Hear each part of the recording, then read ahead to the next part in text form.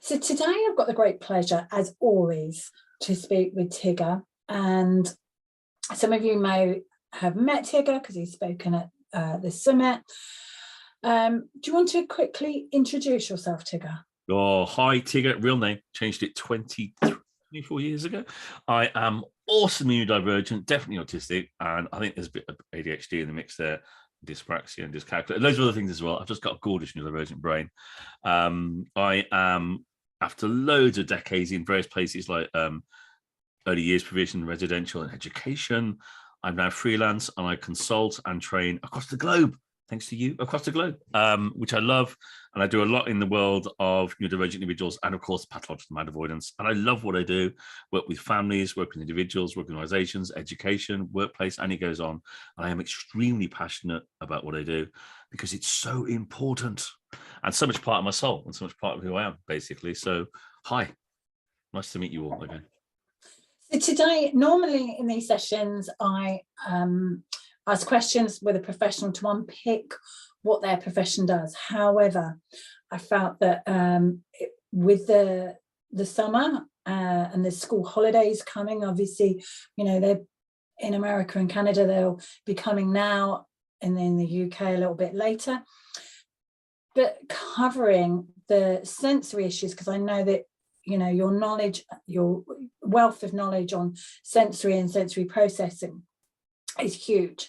So talking and explaining, going through some of the challenges that the weather can bring. So that's what we're going to talk about through this session, to give parents some ideas, some tips, how to navigate this summer, but you know, other times of the year as well.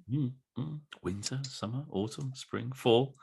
I think I a lot of examples I'm going to give are from me because it works for me, and from what I've heard over the years, it works for other individuals too, because I can then personalize what I'm talking about. So I am an awesome neurodivergent being who is definitely affected by my sensory differences in the world that I live in. You know, the neurotypical predominant neurotype kind of world that I exist in when I leave my door, so to speak. And it can have a tremendous, it can at times have a tremendous negative effect upon me. I can go back to my youth, I can go back to my childhood now and look at what I was going through, you know, with adult eyes on, so to speak, realizing that I had, you know, my sensory differences and realizing the pain, the anger, the trauma I was going through because of the weather around me, and because and also because it was my parents. Sadly, my mother's no longer with me, but my father still is.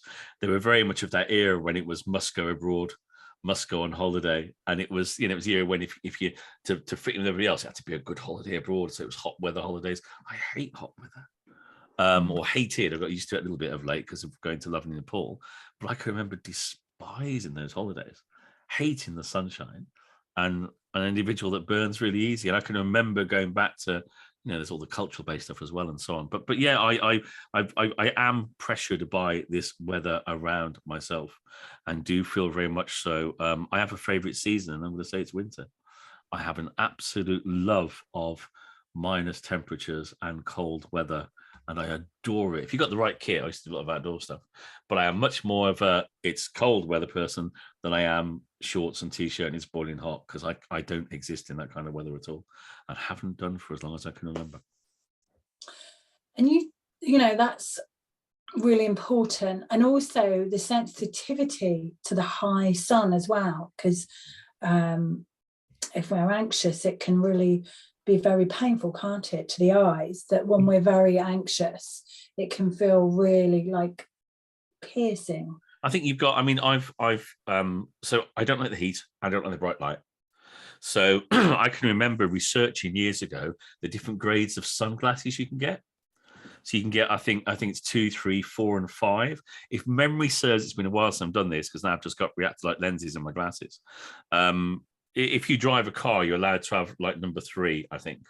If you have any darker than that, it invalidates your insurance, and it means that you're not seeing enough. Well, I used to go to the opticians when they used to make me my separate. I used to have contact lenses and then do sunnies on top. And when that all changed and very focused, I go, give me the darkest lens you can. They go, and they would say to me, do you drive? And I go, no, but I need the darkest lens I can have, please. So when I got my reactor lights and the glasses I got now, I said to them, what's the darkest lens you could give me? And they said, well, we kind of fixed by chemistry, really. If it goes too dark, it takes too long to go back, and you'll be inside a building. It's like really dark, and it takes a while for it to get back. So I have this real thing about bright light and peaked hats. That's a defensive measure. My telly, I've got various tellies, winter tellies and summer tellies and autumn tellies. They're hats, they're brilliant.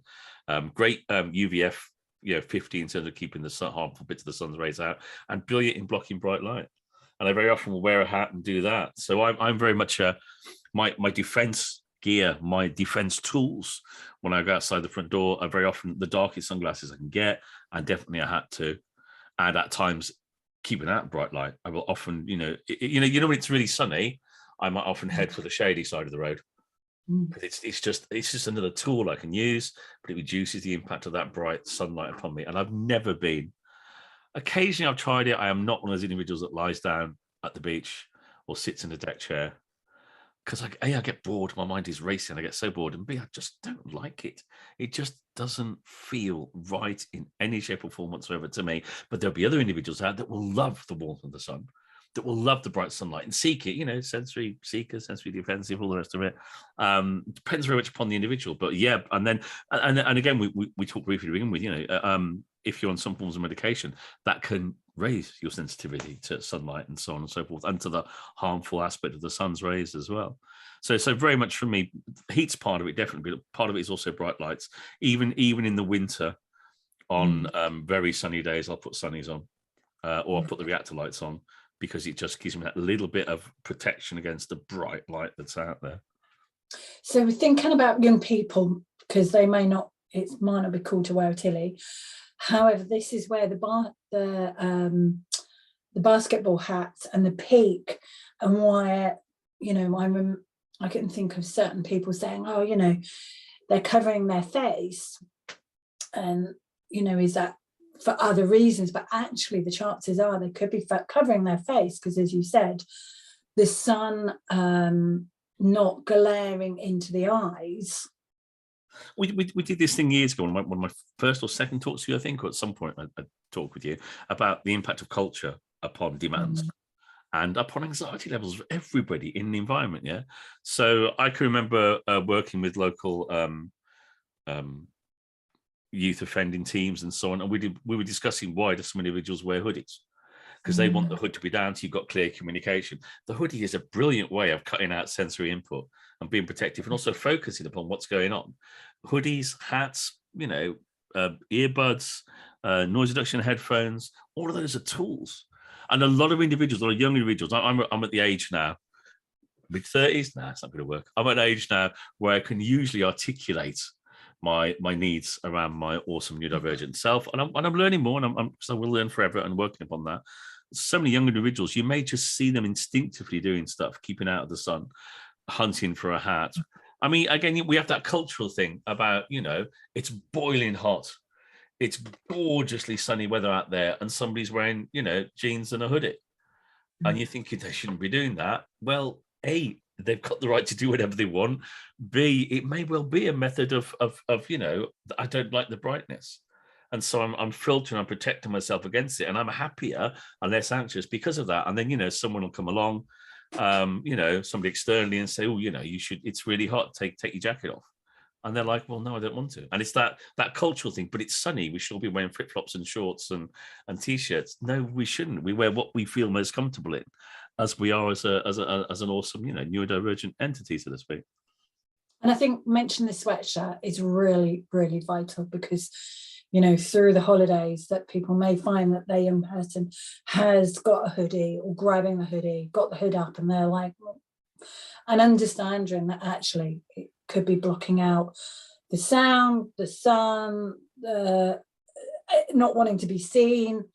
And we covered, but when we were chatting before we came on and recorded, was this about clothing, and this expectation you should be wearing shorts, but also the sensory of the switch of clothing. And this could be from now to winter to summer or spring to summer, but also summer to winter.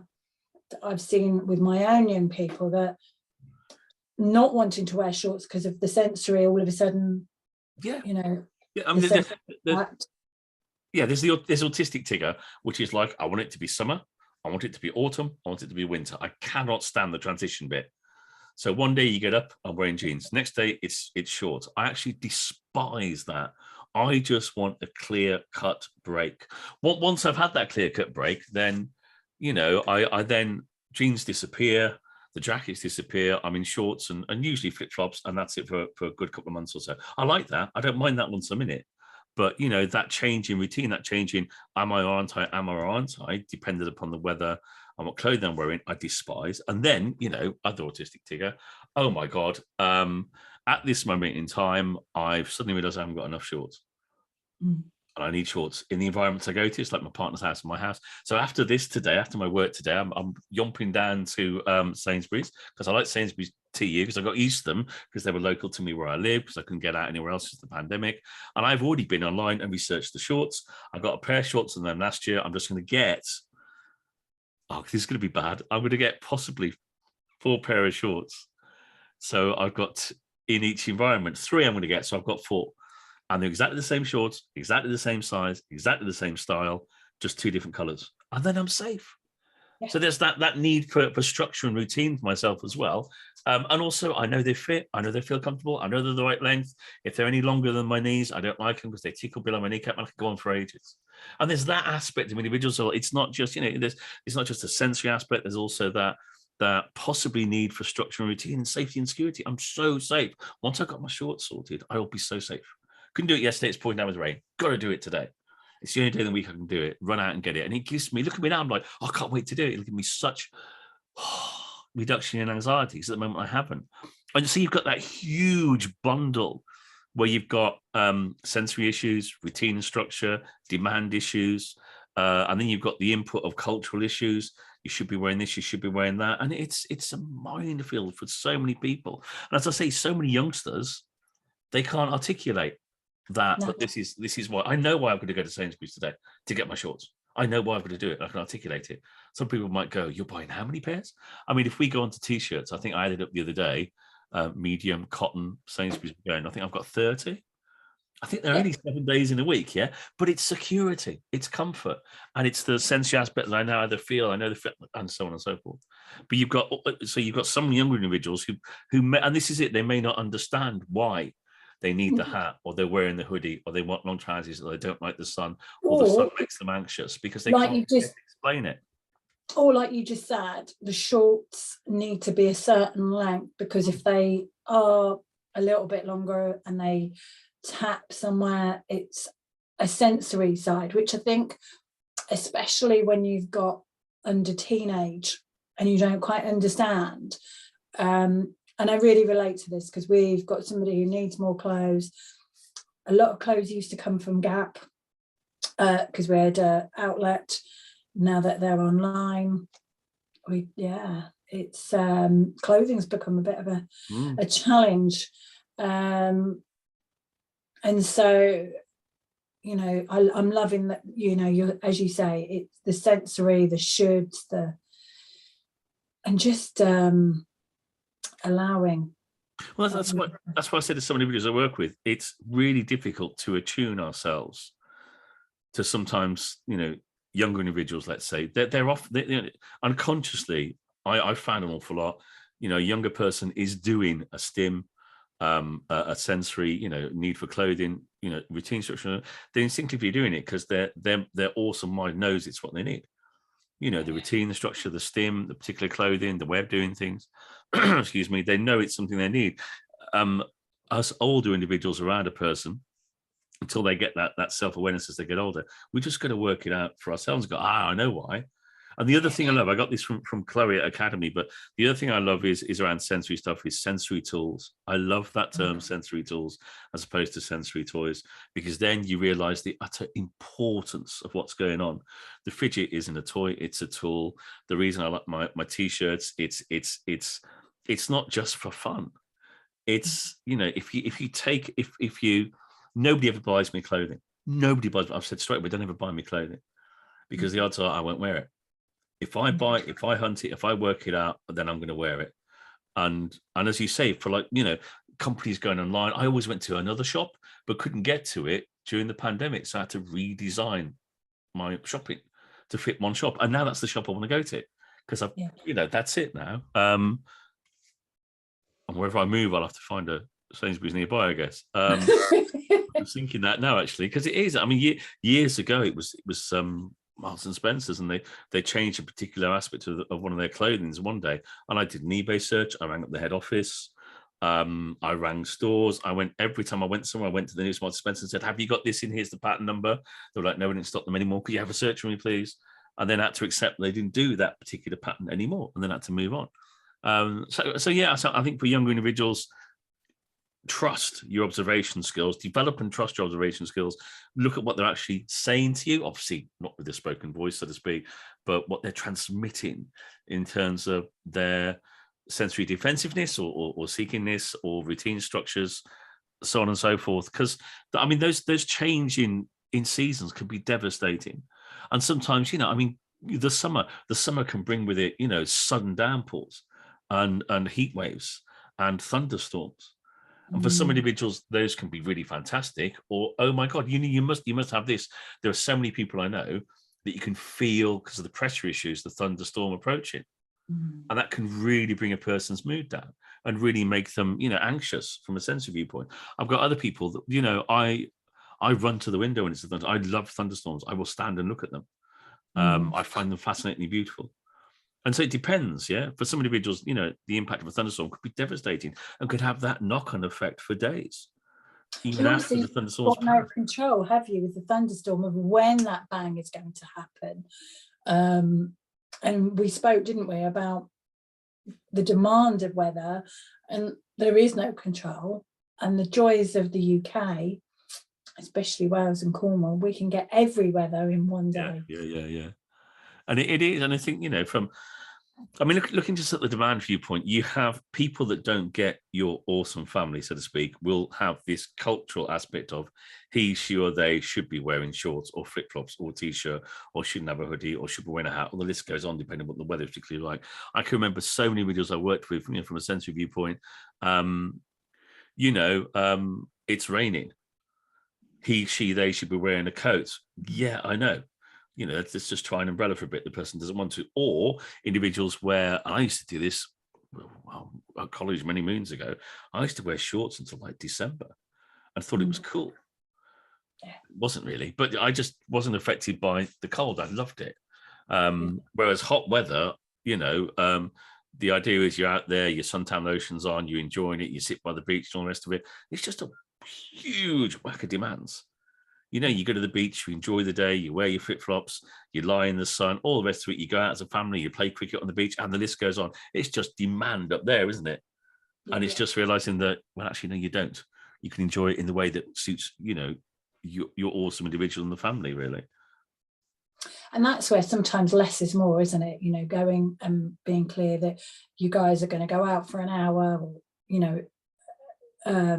period, so they know how long, and also if you do something that's that sort of big, to know that there's going to need to be some down dates, otherwise it's too overwhelming. We talked in our preamble bit, which could go on for hours, because it's been a while since we had a good natter, so we'll have to sort that out. And I was talking about the fact that I now have social hangovers. I always did. I've just coined the phrase, or stolen it obviously from elsewhere, social hangovers.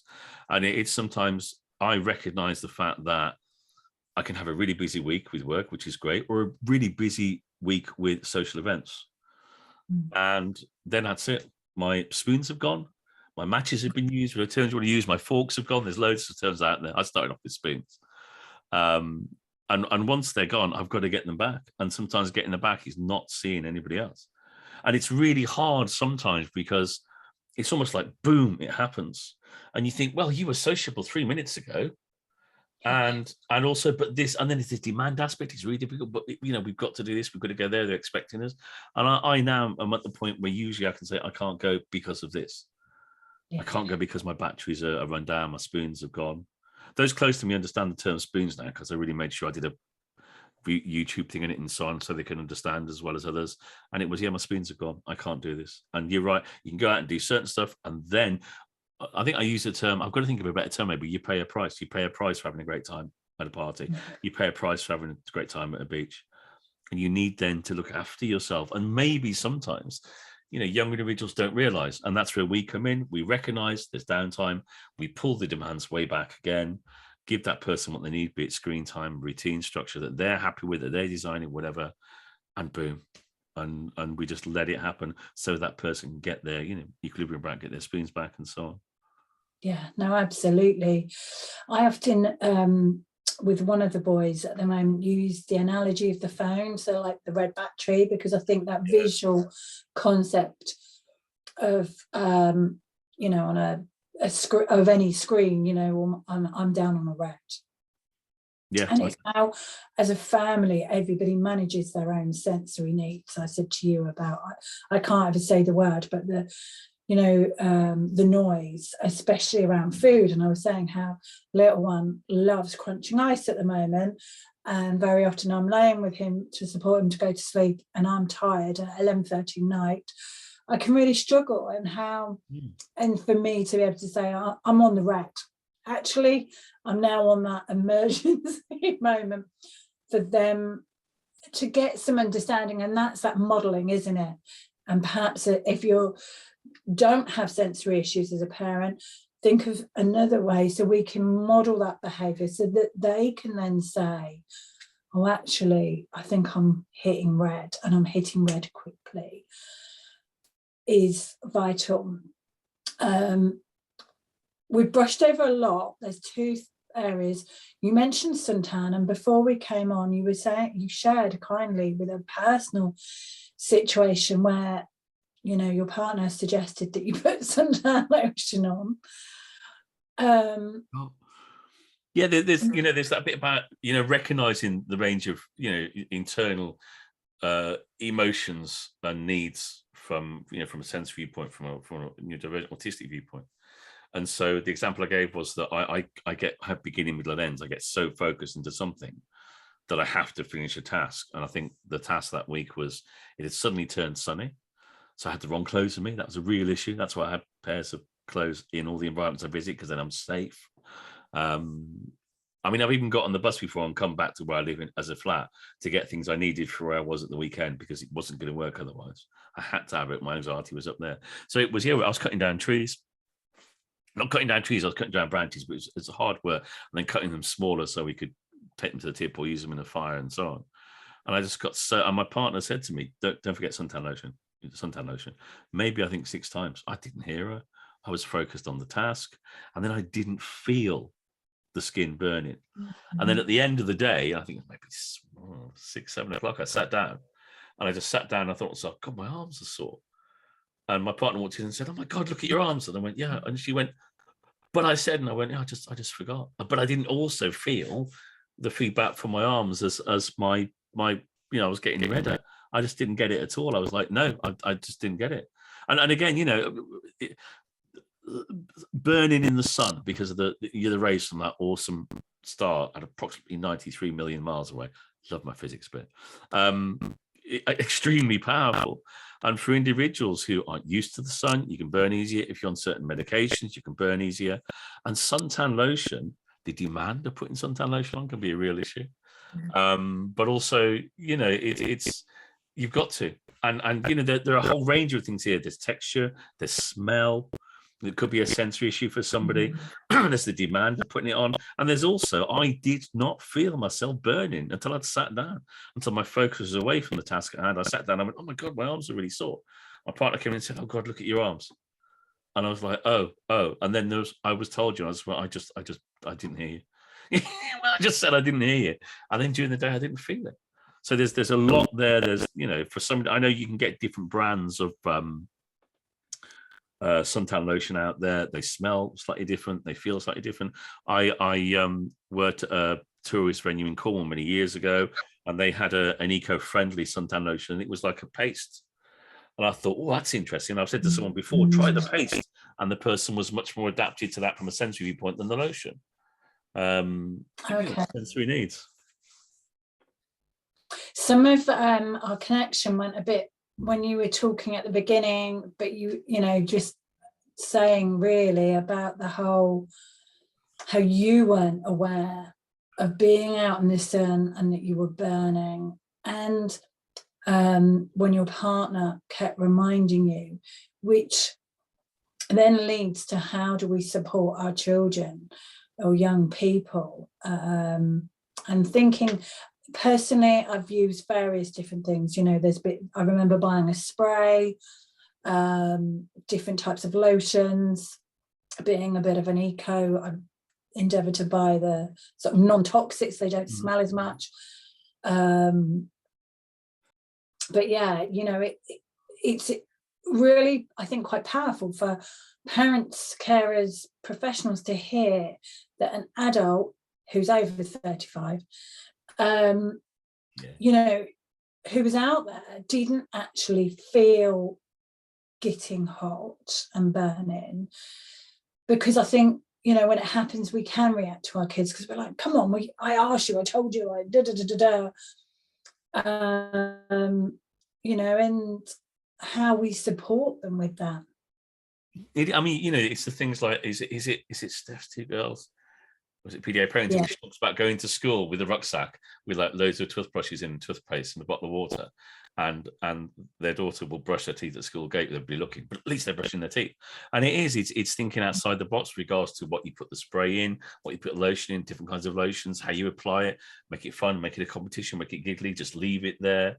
You know, it depends upon that individual as what's going to work at that given moment in time, and what works one day might not work the next. And and as you said about the adult bit as well, it wasn't in my field of vision to think about my arms being sunburned. Thankfully, I had a hat on, and also I will possibly say as well that sometimes the more anxious I get, the more focused I get, then the more demand avoidant I get. And I think that's just linked to anxiety for myself. So if somebody's saying do something, I'm like, forget it. You know, I'm focused upon this. That's just too much at the moment. Back off. All right. And you've got to cut this, you've got to do that, you've got to do this, you've got to do this, we've got to get this, and we're going to take it tomorrow to the tip, blah, blah, blah, blah, blah. I'm just full of demands. Then you get don't forget, put your suntan lotion on. Yeah, busy doing this, sorry. And that's a defensive mechanism for me as well, partially. So it's all of that, I think, in with it as well. And as you say, yeah, ripe old mature adult that I am at times, I just wasn't aware literally till I sat down and I went, oh, wow. And I just looked at my arms and they were obviously bright red, no suntan lotion for the whole day. And I was like, oh, they really hurt, you know, and I was thinking, oh, and then, you know, white on one side, bright red on the other. I'm like, oh, yeah, I forgot. And it just wasn't in my focus point at all. There were other things that were there for me. And the sensory feedback during the day just wasn't getting through. It wasn't something I was unconsciously aware of at all as my arms were burning. Yeah, and it's that sensory feedback, isn't it? And I think then in that scenario, you know, finding that compassion that it, you know, wasn't a choice is really difficult when then somebody is in pain and you're like, but I did suggest, and we're quite fortunate, I think, nowadays with different pieces of clothing, but again, the sensory aspect, some of those don't always work. I mean, I used to do a lot of outdoor stuff, still do, but I used to work for local outdoor agencies a long time ago, and I had a career in you know, taking groups out on moors, 10 tours, climbing, that kind of jazz. Duke Rangers award skiing, which I adored. And then with that you get clothing that, you know, I always look, when I buy stuff for summer stuff, I always look for it being functional. So I always look for t-shirts that block that harmful aspect of the sun's rays out. Like I said, my Tilly's, great brand of hat, Canadian, and you know, they're all UVF 50, and my shorts are. I look for t-shirts that are, and occasionally, you know, I remember being in Nepal and frantically trying to buy a shirt, going to an expensive shop in Kathmandu, and finding the ones that had that little label on. I'm thinking, I'm in Nepal, I want a shirt that protects me from the sun a bit more. And I always look for that factor. And then you might be right, you might get those that are really great from a sun protection viewpoint, but how they feel against the skin is like, ugh. You know, and it's I mean, for me, thankfully, they're okay. for me, it's more important that it filters the sun sometimes, because I think because of how I respond to it, than it is in terms of how it looks and feels. For me, I'm very much stuck with the particular brands and so on and so forth. But that means a lot. And it's just, again, each individual, as parents, as caregivers, as people around awesome children, then we're going to see what they're doing in terms of their own sensory tools and so on and so forth, but also what maybe they need a bit of support with, and then being incredibly creative about how we do that. Fun, games, bigly, low demand as possible, etc. And easier said than done, I know, but like I said, I love the bit about the brushing your teeth and the so many different brushes and that. When I first said that, I thought it was gorgeous, and certainly resonated with what I've seen over the years. Absolutely. And sometimes having a conversation at a completely different time. I know we went, is it Decathlon or something, and they had sort of those sensory t-shirts, and just sort of off the cuff having that conversation somewhere else, because obviously at that particular time on holiday, packing for a holiday, the summer holidays, could be the wrong time, and that's the challenge as well, isn't it? It's finding any way. I mean, it's finding any way to reduce the demand ladenness of your interaction, I think. And sometimes, like you said, like for me, that I don't mind when it's summer. I like today's a transition day. I didn't wear jeans yesterday. I am today. And I got up this morning, I went, asked the thing for weather forecast. Can't say its name in case it turns on. And I was like, oh, really? I thought, okay. Right. But in my head, I'm going, I just want it to be one thing or the other, because I cannot stand that differing bit from my, autistic self. And then, you've also got the fact that if the weather changes, because these weather apps aren't as good as they should be, if the weather changes during the day and you're out somewhere and you've got the wrong clothes with you, that can be devastating from a stress and anxiety viewpoint, because the temperature is increasing and you're thinking, if you do get overly hot, I shouldn't be wearing these. Well, I was going to say, actually, in my head, I've got when the sun gets to a certain point, I shouldn't be wearing these. I should be wearing shorts. And there's that demand aspect upon a person as well. It's this issue of being creative. That I'll go back to the brushing teeth about being creative and thinking outside the box. Worked with one individual. It's one of the examples I give on one of the talks I've done for you, and it is the expectation is you brush your teeth first thing in the morning and last thing at night. No, the expectation level is you brush your teeth. Yeah, if you do it at 3 a.m, maybe not. If you do it at 11 o'clock in the morning and 8 o'clock at night, you're still brushing your teeth twice a day in whatever environment you choose to do it. The rigidity, if I said that right, of having to brush at a particular time can be devastatingly just demand laden, on top of all the sensory based issues as well. But no, I am running towards, if I can use that term, which will be happening in the next week or two, when I can just wear shorts and be confident in the fact that I can then wear shorts for autumn. But at this moment, this middling time, I don't like it at all. I don't like it one bit. I want to wear one thing or the other. So I'm hoping the rest of the summer will be good. And I'm hoping that I can easily move into, some of the long range forecasts saying it is. And as again, once I know, I've then got to be aware of suntan lotion, protecting myself. I'll get headaches from bright sunlight as well, monitoring, and I can do that myself. If an individual is self-aware enough to do that, great. If they're not, then we've got to find creative ways of supporting them to do that, so they don't get negatively affected by the weather that might be out. And then, as I say, sudden thunderstorms, and I'm straight to the back door, straight to the window. And I love it. I know there are individuals that absolutely cringe with anxiety when they know and feel the thunderstorm is approaching. Because remember, for most, our brains are wired differently. We perceive senses differently. And, the angst that a change in weather can bring for some individuals can be devastating, absolutely devastating. And you think it's just a bit of rain. It feels horrible on my skin. It's really loud on the roof, so on and so forth. Could really raise some individuals' anxiety. Or you might have some that just love it and just, I love one of my best calming kind of things I love to do is sit in a tent on a rainy day. I just love the sound of the tent the sound of the rain on the roof of a tent. I find it extremely calming and soothing. But others would despise that and hate it and react to it. We're all different, but we perceive all those senses differently, and that's where I think, yes, as parents, carers, we've got to really, learn observe as to what's going on and support those awesome children that we love and live with. We certainly do. And also, you know, I know that I have always got in the car packed different clothing. I remember from my own sort of 20s working, couldn't understand why I would be so upset. And I used to carry several sets of clothing, as I don't like being too hot, I don't like being too cold, I don't like being splashed and got wet. And then, I mean, we've sort of touched on it before we come to an end. You mentioned at the beginning about noise and how, especially in the summer, there are lots of different noises that could be quite triggering for some.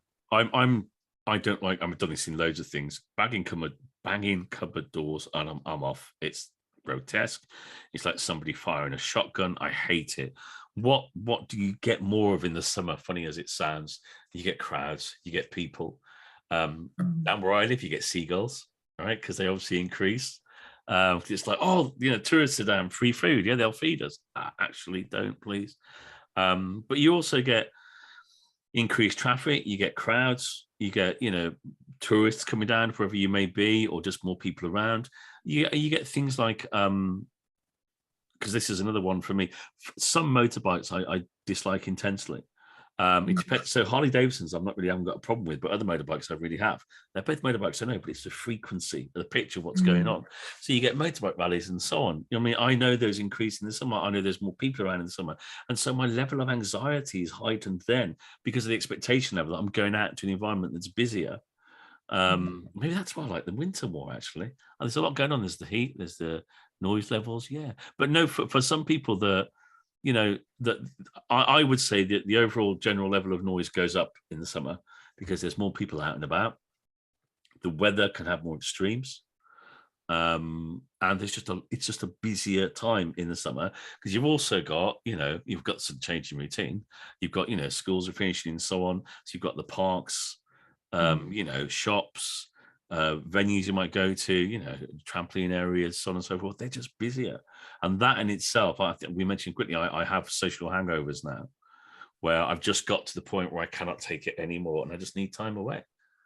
And it's literally like somebody flicks a switch. And so I have a great time, but I pay a price for it, as I said, and then I need some time that's mine to recharge my batteries, get my spoons back, you know, get that phone going towards green rather than to red. And you know, and a lot of individuals are like that. We differ in weathers. But certainly, I think in the summer that there's all the changes, routines. There's a lot going on from a noise viewpoint, which for some individuals, again, just raises that overall level of anxiety, which then makes everything else really as well. But just thinking, looking at the garden, you know, more lawns being mowed, or other, you know, perhaps things being chopped down. So that noise, that, especially if it's not in your own garden, is a demand that you can't do anything. And again, thinking about more teens, but some of the younger ones, where and why they might want to listen to music when you're out, because again, they've got that control. They've got that sort of low noise that they've chosen, that they like. We can just see the buds there, I think. Because I haven't been out for so long since the pandemic. I travelled on public transport about a month ago to the other side of London. I'd forgotten how complex trains are. By the time I got to London, I was so stressed and so upset and so angry and so anxious. Because I mean, those buds, great as they are, they're actually not as good as over the years when it comes to noise reduction on trains for me. Yeah. And my phone's changed. It's no longer got a headphone socket, which is like, oh, so I've got to get better headphones. And it is, it's that, you know, this is why I say sometimes we look at those awesome individuals around us. They're already doing stuff in terms to help self-regulate, be it, you know, stimming aspects, sensory defensiveness or sensory seeking, so on and so forth. They're already instinctively doing stuff. They may not be aware of why they're doing it. There was an interesting thing I was thinking the other night is that, and I listened to a talk by Luke Bairden last night, and he said the same stuff. Most of him, I got it from all those years ago. But how often do we actually educate our individuals about what it means to be autistic, what it means to be neurodivergent? And the actual, from my perspective, the more I've learned about me, the more I've learned about what it means to be autistic neurodivergent, as well as the PDAs I also know around me, it's changed my understanding of myself, so that I'm more aware of why I have to cut away from social interaction, why my overall level of anxiety will be really high at times, and I can prepare for those things. But a lot of that comes with age and insight and knowledge. And again, that comes with age and insight and knowledge, which is a time thing, isn't it, really? It is. And I'm just, like you said, with the travel, going across, getting trains, going across London. And that's the other thing with the summer and holidays, is the travel. And we can often feel that a young person perhaps is being rude because they've got, listening to music, but actually this could be part of their sensory toolkit, because it's a way that they can manage And it's what also they have. the stimming bit as well. I like to play songs on repeat. I now, when I'm around my partner, will play them on repeat in my headphones, otherwise she's like, that's the 5th time I've heard it, and I'm like, sorry. But when I'm hearing my own, I can play. At the moment, I'm going back through a War of the Worlds phase, the original version from, was that 70s? That's terrible. But I'm playing it whenever I'm working. So whenever I'm not doing this and I'm just working in front of the computer, I've literally heard it 4 or 5 times in the past 2 or 3 days. And I'll play it again maybe tonight when I'm doing some other stuff, because I love it. And it keeps me focused, and I'm using it to reduce my level of anxiety. And it may be that, again, the more we understand about a person's need to stim and how they stim and how they self-regulate with that, or say, I'm not happy, I'm happy. Those can be such important tools for not only the family around a person to be aware of, but also for the person themselves to be aware of. Now I know what I need to do to help reduce my level of anxiety, and then I put things in place to make it happen.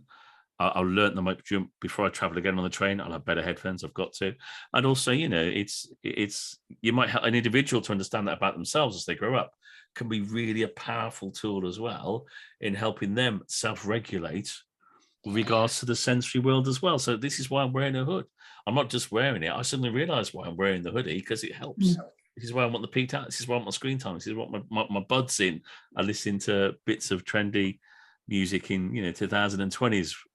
That's why I'm doing it. And then they realise that it's part of a toolkit they have to look after themselves too, which I think is really important to learn. But again, it comes with age and insight. Absolutely. And again, just before we come to an end, we've spoken about crunching ice or an ice lolly, because this is one hydration through the summer, but also it's another sensory input that's a simple, cheap, free way. I've bought loads of those simple ice pops. A good way of starting the hydration if there's been an issue.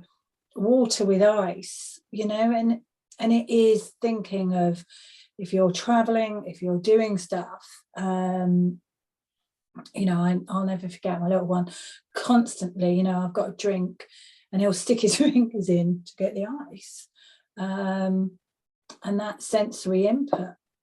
It is. I mean, and I'm a fond believer now, because I know it works so well, of taking a toolkit with you that's specific for that individual, that they can design themselves. You have input in, so on and so forth, to whichever, and it might be a different toolkit dependent upon the environment they go to.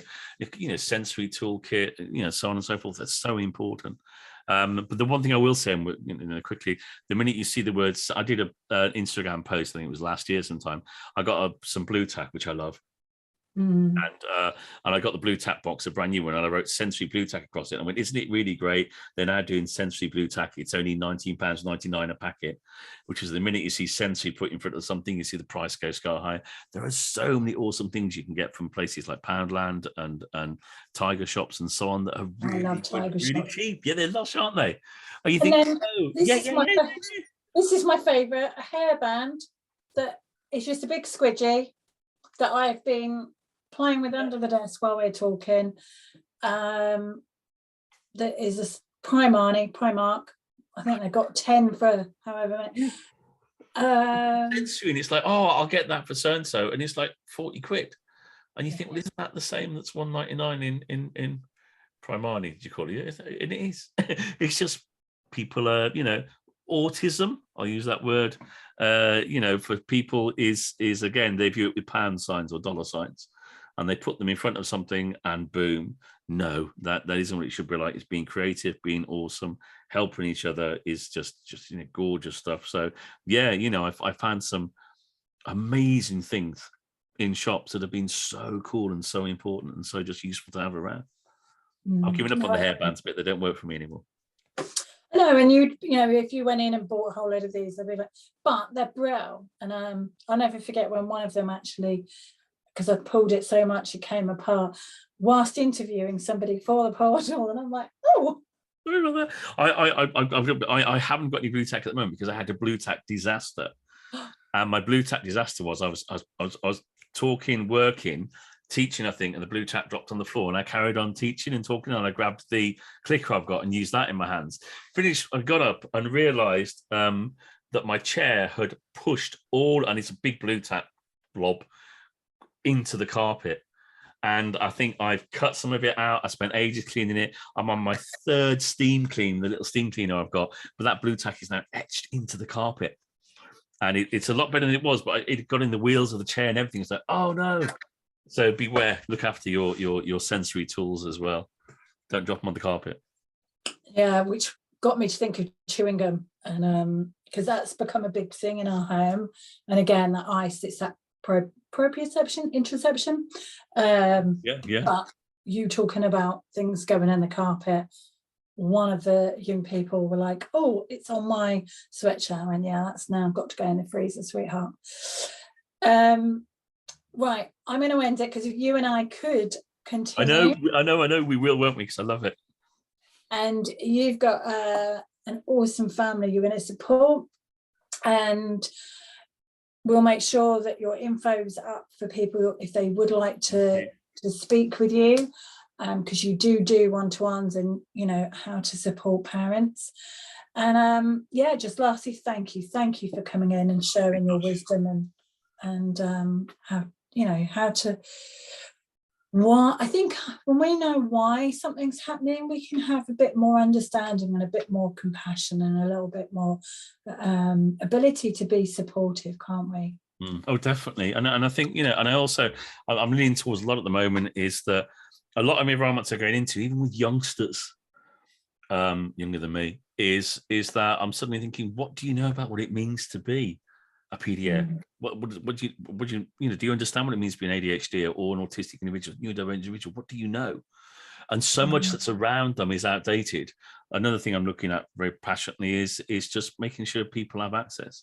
There's some great, YouTubers out there, people a lot younger than me, and doing great stuff in the PDA world and or autistic world and so on, and sharing what it's like to be them. And there's a great role models now that I never had, when I was growing up. And it's great to see that happening. I think that I'm really positive at the moment. The pandemic was complex, not over yet, but I still see, because of like this, that from my viewpoint didn't exist all those years ago, and it did. But the ability to reach out, support families, listen, learn, is just superb. And thanks for letting me come on board. I'll talk for ages. I've got to stop. So I'm looking at the clock and I'm thinking I've got to stop. But I just love being here. It's such good fun. Well, thank you. And thank you so much.